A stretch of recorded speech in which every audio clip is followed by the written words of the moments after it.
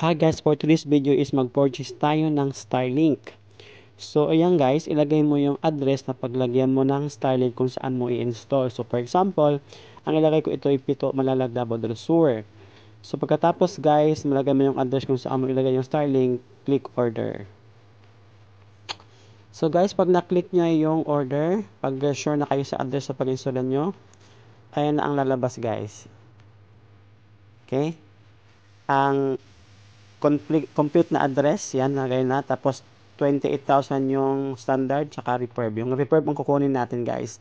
So, meron siyang 30 days trial at saka 3 to 4 weeks yung delivery. So, ilagay mo lang yung contact information dun sa application na to. Tapos, address, ilagay mo rin. So, pag once na fill up mo yan, guys, mahanap mo yung barangay kung saan i-ship yung item mo, then, click mo lang OK. So, click mo lang yung address kung saan mo ipapadala. Okay guys, pagkatapos pag-complete mo na yung address, i-place order mo na siya.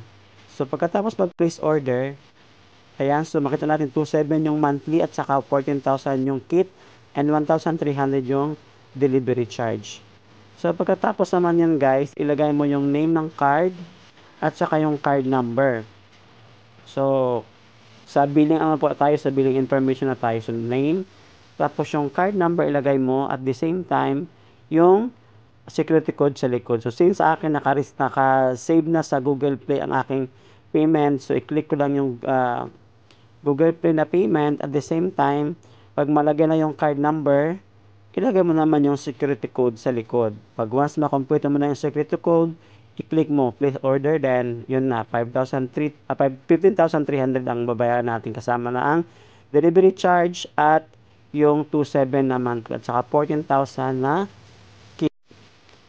So, ayan, process na ang payment natin. So, makaka-receive na tayo ng message from BPI. So, ilagay natin yung OTP na na-receive natin sa ating mobile number na registered kay BPI para mag-process na yung payment natin. So, ayan guys, naka-receive na tayo ng confirm order na ang ating binili na Starlink. So, ayan guys, okay na, may account number na rin tayo.